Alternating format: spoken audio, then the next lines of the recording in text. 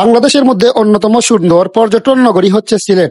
আর এই সিলেট শহরের সবচেয়ে বড় সমস্যা হচ্ছে এই রাস্তার মধ্যে হকাররা যে ব্যবসাগুলো করে। এটির জন্য বিভিন্ন মেয়ররা বিভিন্ন সময় চেষ্টা করেছেন, বা মেয়র আরিফ এই বিষয়ে বেশি গুরুত্ব দিয়েছেন, বা এদের জন্য লালদিঘির পার একটি নির্ধারিত জায়গা করে দিয়েছেন যে এই জায়গায় তারা যারা হকার আছে তারা গিয়ে ব্যবসা করবে। কিন্তু হকাররা হচ্ছে গাতরা, তারা ওই জায়গায় গিয়ে ব্যবসা করবে না, তারা বারবার রাস্তার মধ্যে ব্যবসা করে।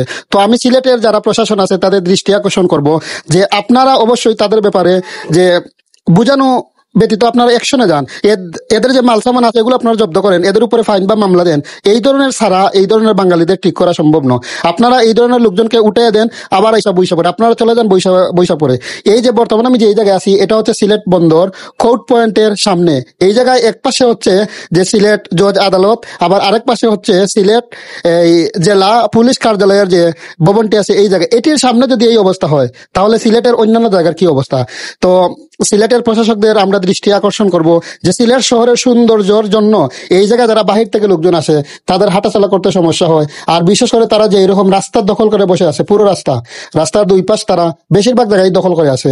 এখন বাজতেছে বিকেল 4টার দিকে, যদি এই অবস্থা হয় তাহলে সন্ধ্যার পরে অর্ধেক রাস্তায় তাদের দখলে চলে যায়। তো সেজন্য তাদের ব্যাপারে আপনারা আরো বেশি কঠোর হতে হবে।